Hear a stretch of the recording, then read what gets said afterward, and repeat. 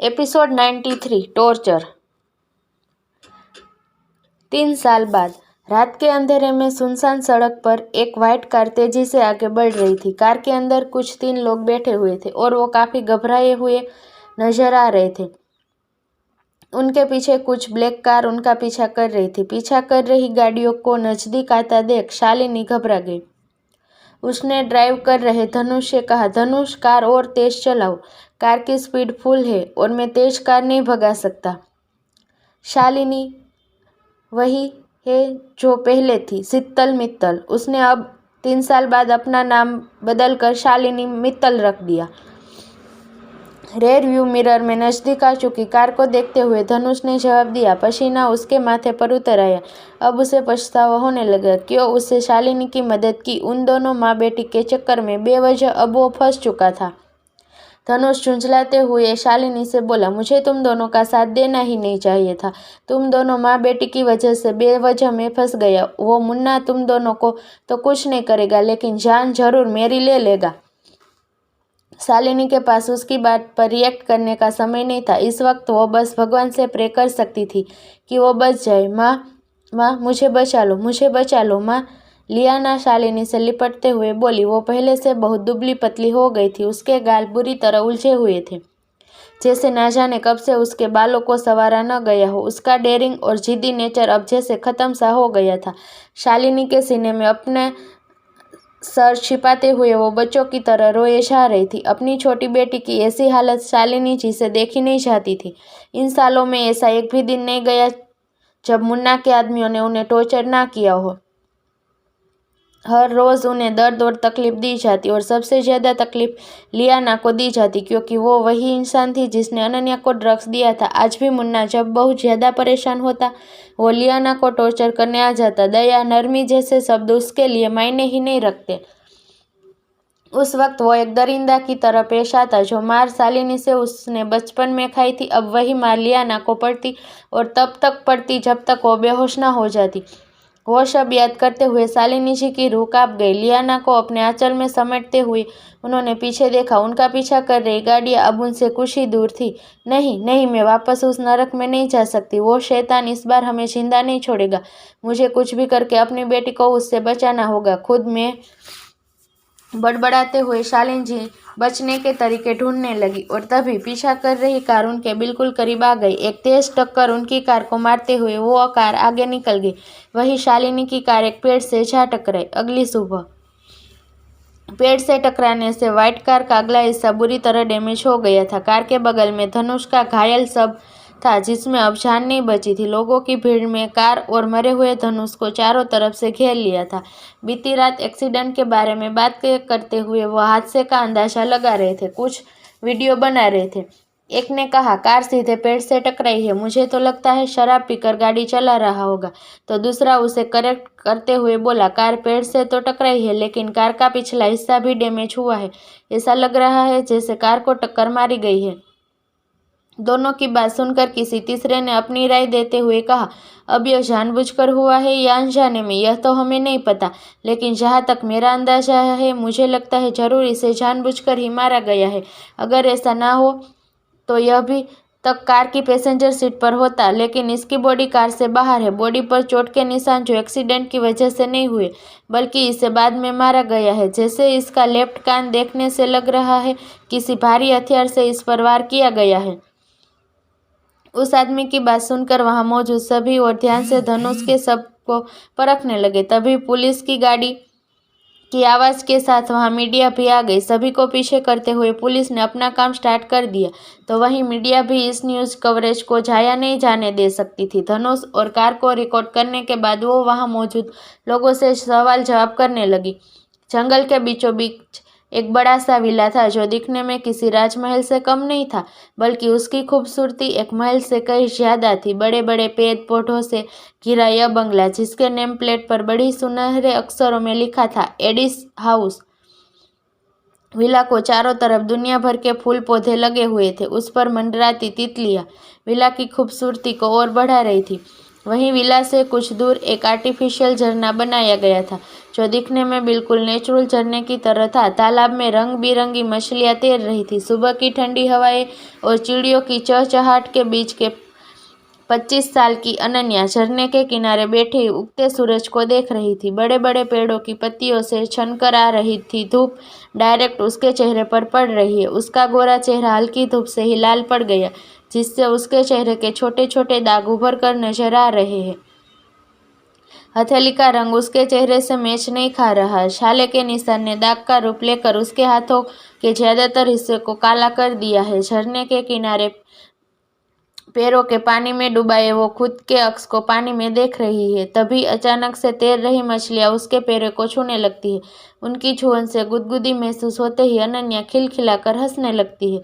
उसकी हंसी कानों में पड़ते ही एक व्हाइट डॉग उसके पास भागते हुए आता है। मछलियों को अनन्या के पैरों के पास देखो अनन्या के कपड़े को मुंह में दबाकर उसे पीछे खींचने लगता है। जेट, क्या हुआ? तुम परेशान क्यों हो रहे हो? यह सिर्फ मछलियां है, मुझे कुछ नहीं होगा, अनन्या व्हाइट डॉग यानी जेट को समझाते हुए कहती है। मगर जेट ने तो जैसे ठान ली थी, वो अनन्या को मछलियों से दूर करके ही रहेगा। ठीक है, मैं अपने पैर पानी से बाहर निकाल लेती हूँ, पर उससे पहले तुम मेरी ड्रेस छोड़ो, यह फट जाएगी। जेट अनन्या की बात मानकर पीछे हट जाता है। अनन्या भी अपने पैर पानी से बाहर निकालने के बाद मुस्कुराते हुए जेट से कहती, अब खुश? निकाल लिया मैंने अपना पैर बाहर।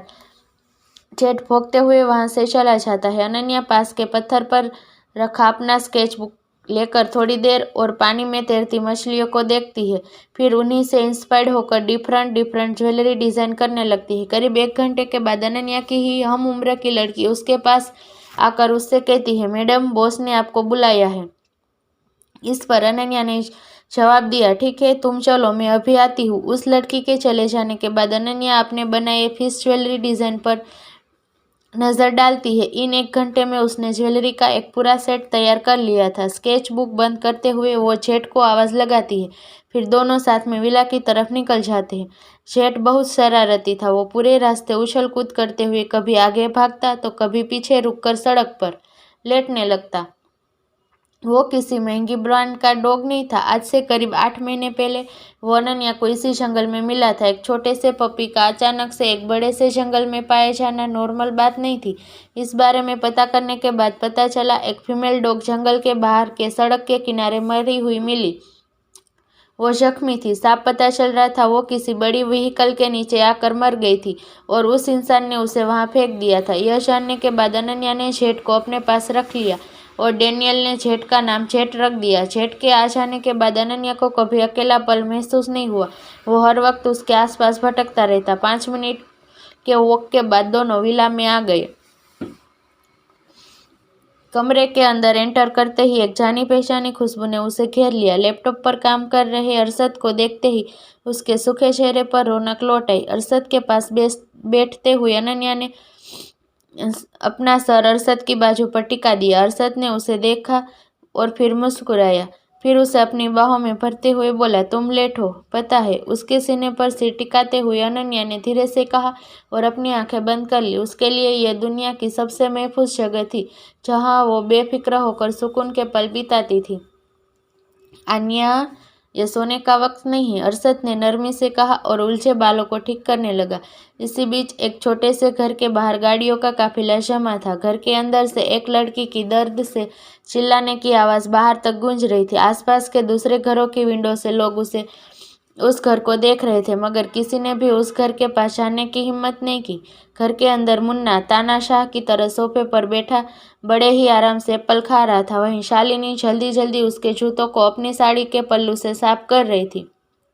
रो रो कर उसका चेहरा मुरझा गया था। बाल बुरी तरह बिखरे हुए थे, जैसे किसी ने जानबूझकर ऐसा किया हो। तो वही कमरे के अंदर से लियाना की दर्द भरी चीख बाहर आ रही थी, मेरी बच्ची को छोड़ दो उसे, वो मर जाएगी। मुन्ना के पैरों में गिड़गिड़ाते हुए शालिनी ने कहा, मगर मुन्ना पर उनकी बातों का जरा सा भी असर नहीं हुआ, बल्कि वो शैतानों की तरह खिलखिलाकर हंसने लगा। मुन्ना की हंसी शालिनी के दर्द को और बढ़ा रही थी। वो रोते बिलखते हुए मुन्ना के पैर पड़ते हुए बोली, रहम करो, बहन है वो तुम्हारी, तुम उसके साथ इतना गलत कैसे कर सकते हो? छोड़ दो उसे, जाने दो। बहन? एक पल में ही मुन्ना की आंखें भयानक हो गई और चेहरा काला पड़ गया। उसके सामने दर्द में तड़पती अनन्या की छवि उतर आई। आज 2.5 साल पहले उसने अनन्या को मुर्दे की तरह बेड पर लेटा देखा था। तब से उसके अंदर का इंसान मानो मर सा गया। उसने उसी दिन कसम खा ली थी कि वो उस हर एक इंसान को सजा देगा जो अनन्या के दर्द की वजह है। शालिनी के मुंह से निकले बहन शब्द में उसे और क्रूअल बना दिया। उसे लात मारकर पीछे करते हुए वो गुस्से में फुफकारते हुए बोला, मना किया था ना अपने मुंह से यह शब्द बाहर निकालने के लिए। एक बार में बात समझ में नहीं आती। तेरी बेटियां मेरी बहनें कभी नहीं बन सकती। तू मेरी माँ की कातिल है और तेरी बेटियां मेरी बहन के दर्द की वजह। तो आइंदा से अपनी जुबान पर यह लफ्ज लाने से पहले 100 बार सोच लेना।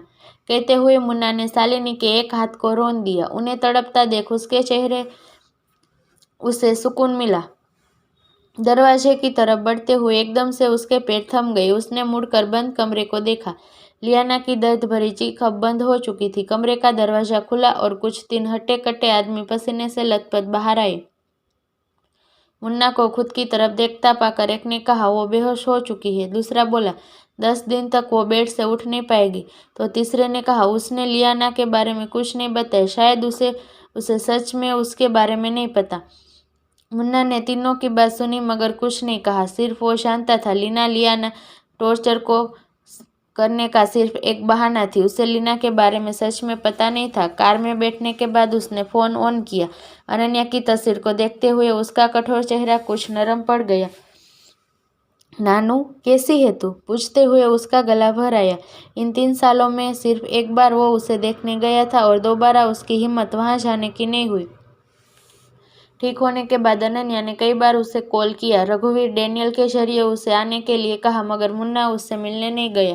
वो क्या मुंह लेकर उससे मिलने जाता? उसकी दर्द की वजह वो खुद था। अरशद के लाख बार समझाने पर भी वो हमेशा से बेपरवाह बना रहा। उसका गुस्सा किसी छोटे बच्चे की जिद की तरह था, जैसे एक छोटा बच्चा टॉफी के लिए रोता और जब उसे टॉफी मिल जाती वो शांत हो जाता। कुछ ऐसा ही उसके साथ था। गुस्सा आने पर वो वही करता जो सुकून देता। उसने कभी अंजाम की परवाह नहीं की और एक दिन उसकी गलती की सजा अनन्या को मिली। अगर उसने बिना सोचे समझे लारा को ड्रग्स ना दिया होता तो शायद वो भी कभी अनन्या के साथ गलत नहीं करती। हालांकि यह उसकी सोच थी। कुछ देर अनन्या के नंबर को देखते हुए उसने कॉल लगा दिया। दूसरी तरफ बाथरूम के दरवाजे तक आ चुकी अनन्या का फोन रिंग सुनकर रुक गई। इससे पहले वो कॉल रिसीव करती कॉल कट चुका था। मुन्ना भाई। मुन्ना का नंबर देख अनन्या ने जल्दी से उसे कॉल बैक किया लेकिन कॉल नहीं लगा। मुन्ना ने फ़ोन स्विच ऑफ कर दिया। शायद उसे पता था अनन्या उसे कॉल बैक जरूर करेगी और वो उसका सामना करने से डरता था। मुन्ना भाई, क्यों आप मुझसे बात नहीं करते? क्यों जो हुआ उसका ब्लेम खुद को देते हैं? मुझे आपसे मिलना है। पता नहीं मैं फिर आपसे कब मिल पाऊंगी। मायूस होते हुए अनन्या फ़ोन बेड पर रखकर वॉशरूम में चली गई।